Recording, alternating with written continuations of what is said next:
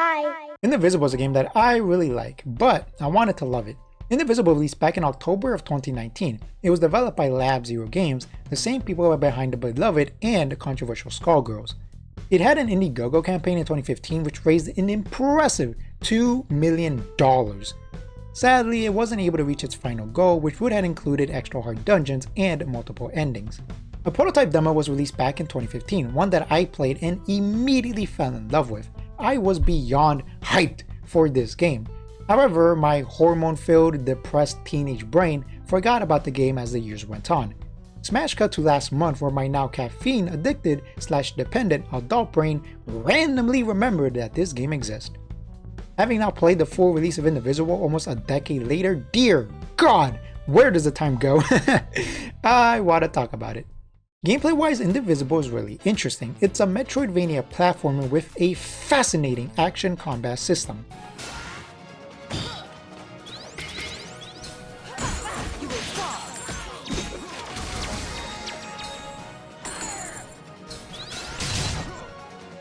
Basic movement is pretty simple. You can walk around, run, jump, and wall jump. However, as you progress through the main story, you will slowly unlock new platforming abilities. First, you get access to an axe that you can drive into the wall and then let yourself hang. Then you can jump again further up to reach hard to get to places. You can also use the axe to cut down obstacles in order to progress to the main objective, or reach hidden rooms to collect these red gems called ringos, or something like that. I'm actually not sure how you pronounce these things. But I'll explain what those are in the combat section of the video. Next up, you unlock a bow and arrow which you can use to solve puzzles or hit airborne enemies to knock them back to Earth.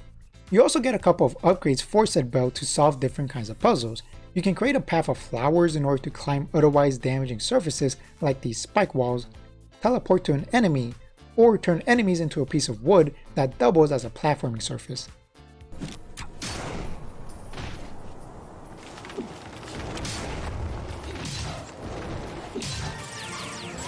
The last weapon you unlock is the spear. You can throw it at enemies if you want. Doesn't really do anything, but hey, it is an option. More importantly, you can use it to launch yourself to the sky, reaching hard to reach locations. Use it as a pogo stick to avoid various hazardous floors, and finally you can jam it into the ceiling in order to win a quick match of the floor is lava. At some point in the game, the main character, Ajna, who I'll talk about later, unlocks her inner power, giving her the ability to transform. Basically, she becomes a dope looking Indian goddess. This gives her access to new traversal mechanics. First up is super speed, which of course makes getting from point A to point B a lot faster. She can also bust down specific walls / doors in order to reach story objectives, find secret rooms with ringos, or unlock shortcuts to go from one region to the next. You can also crash into enemies like a raging Honda Accord, which is hilarious! Next up is a meteor dive attack that breaks certain floors to reach objectives, alternate paths, or secret rooms. Third is a really cool looking dash attack that is mainly used to break down walls to reach story objectives, but I also used it as a fun traversal mechanic, simply dashing from location to location.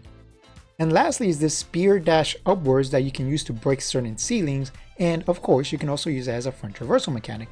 Also, the different regions have specific gimmicks associated with them. For example, the Iron Kingdom has purple slime that you can use to jump high into the air or far to the side. Now you might be thinking, wow, that's a lot of movement abilities, platforming must be super fun in this game. Yesn't? Sadly, even though you have a wide variety of options, the game won't have you use them most of the time. Majority of platforming usually defaults to running from point A to point B, simple platforming where you jump from one platform to the next, or wall jumping with the axe to reach higher locations. Very rarely will the game ask you to use your other traversal mechanics. It isn't until the ending section of the game, a surprisingly long platforming dungeon, where the game will have you constantly using all of your traversal mechanics to their full potential. And it's super fun! Constantly switching between your weapons, transformations, and climbing is a blast! It makes me wish the rest of the game had more of this level design. Such as it is, the overall platforming isn't great because there simply aren't a lot of situations where you can use the wide variety of options you have. Also, remember how I said this game was a Metroidvania? Well, it's a very light Metroidvania.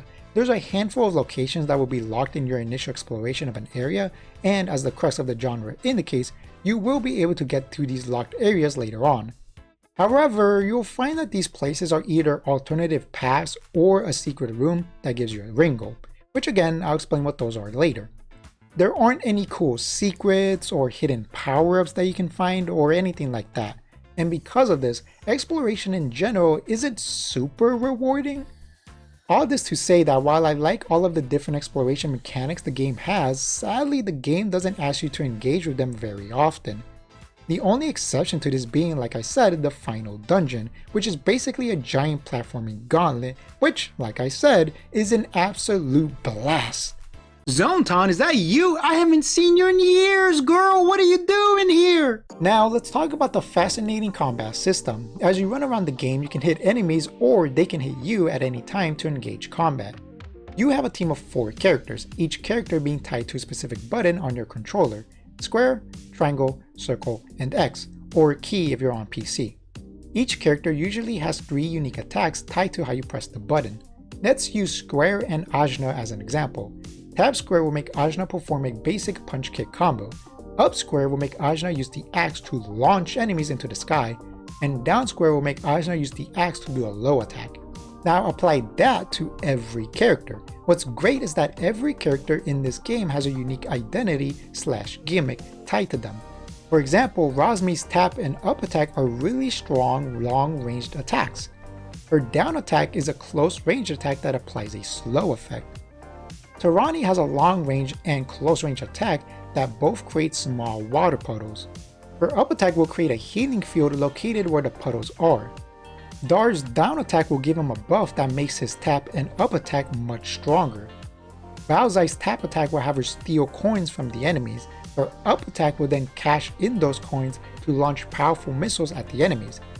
And those are just a handful of the many unique playstyles in this game. You can also block enemy attacks, and by timing it properly, you can perfect block receiving 0 damage. Because everyone has a unique identity, one of the main draws is to mix and match characters to find team combos that you personally find fun and enjoyable. There's roughly 20 different characters, so there's plenty of fun, wacky team combos you can experiment with. However, keep in mind that you can't attack infinitely. You are limited by a resource shown under the health bar.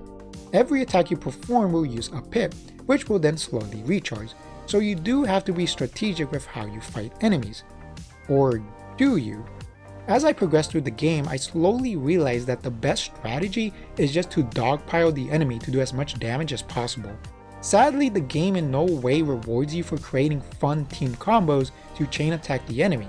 You won't deal additional damage or anything like that for juggling the opponent, for example. Because of this, most of my fights ended up defaulting to me immediately smashing the buttons on my controller to eradicate the enemies. Remember those collectibles called Ringos I mentioned earlier? Time to explain them. At the beginning of the game, you only have 1 combat pip. The way you get more is by collecting these Ringos. After getting a certain amount, you'll be able to turn them in to get additional pips for a grand total of 5. Another really bizarre thing I realized is that the game actually gets easier, especially the final dungeon, and it's not because I was such a skilled gamer that the ending was a joke. No, I mean the enemies literally become easier to kill. These guys right here are endgame opponents, and yet I can kill them in 1 rotation or 2 with no problems. Something that I wasn't able to do with the enemies from the location directly before this. This is incredibly bizarre, but I do have a theory for why this is. Like I mentioned, the final dungeon is mainly focused on platforming. Maybe the enemies are weaker, that way the player can put all of their attention into platforming? If my theory is correct, then this decision is really dumb and I don't like it. The core combat mechanics are really fun and interesting, but sadly the game doesn't reward you for actively engaging with them by creating unique team comps and combos. Huh. Why does that sound familiar? Oh yeah, it's the same problem that Traversal has. Because of this, while I do love the core mechanics of Indivisible, I do think it fails at being a good action platformer simply because it doesn't reward the player for engaging with its various mechanics. So is that it? Indivisible is a game that had a lot of potential but didn't quite reach the heights it could have? Well, no, there is one thing I haven't talked about yet. The story. And no joke, the story, and more so its characters, are my favorite parts of Indivisible. You play as Ajna, a young girl who grew up in a remote village in the middle of nowhere. She lives a peaceful life running around doing whatever it is you would do in the middle of nowhere, and begrudgingly trains with her father. Not because she doesn't want to train, she loves to fight, but because she thinks she's already a certified badass. However, one day her village gets attacked and burned down. In the process, her father gets killed by a man named Dar. She fights Dar in an attempt to avenge her father, but something bizarre happens. She absorbs Dar into her mind. Dar tells her that she works for a man named Ravanavar, so she decides to try and find him to kill him. In the process, she runs into some random people that decide to join her in her journey. Eventually, she finds out that an ancient goddess of immense power named Kala will soon awaken and reboot all of creation. Ajna's journey of revenge quickly becomes a quest to save the world. The main story is pretty good. There's plenty of twists, turns, and character development to keep your interest, but the thing that I love is the moment-to-moment character interactions. Just listening to these colorful weirdos bantering with each other is immensely enjoyable. Must have stashed some cups around here. Right! So who else is having a drink? Well, if you insist. If a protector does it, so must I. None for you, child. Aww. It doesn't really agree with us. I'll do it if Ajna does it. No way! It looks awful! I'll have just a splash. Milady? What was that? I said I'd like to try it, please. Are you even old enough? I'm 20. That's of age in the Navarre state. I've just never had occasion to try it before. Razmi is a freaky little freak always saying something freaky that catches the others off guard. She's also a raging pyromaniac, which is awesome. Tarani is a gentle, loving woman who quickly becomes a mother figure to Ajna, always trying to keep everyone calm and friendly. Baojai is a badass, no-nonsense leader of the most powerful pirate crew in the world. The only thing she likes more than kicking ass is drinking. She also has a massive crush on Tarani. Kadira is a woman disguised as a man. Her brother went missing and she's on a quest to find him. Sadly, her people wouldn't let a woman fight, so she had to disguise herself. But I'll stop there. The character writing in this game is phenomenal. Every character has a distinct personality, history, and goal. I could honestly sit here for hours just listening to these weirdos talk. The main plot itself is also pretty good. It's nothing groundbreaking, but it is fun and engaging with some surprising twists and turns. More than anything, the story is why I love this game so much. I wasn't really sure where to mention this, so I'm gonna just throw it in here. The music in this game is pretty good. It's not one of the greatest soundtracks ever created or anything like that, but I did enjoy what was presented to me.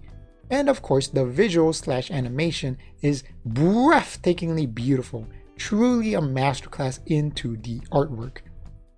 All that being said, if I had to give Indivisible a rating, it would be a 7 out of 10. While the core exploration and combat mechanics are fun, the game fails at making the player actively engage with said mechanics, either by not presenting them with the opportunity to do so in the case of platforming/exploration, or by making combos unnecessary outside of a personal desire to do so when it comes to combat.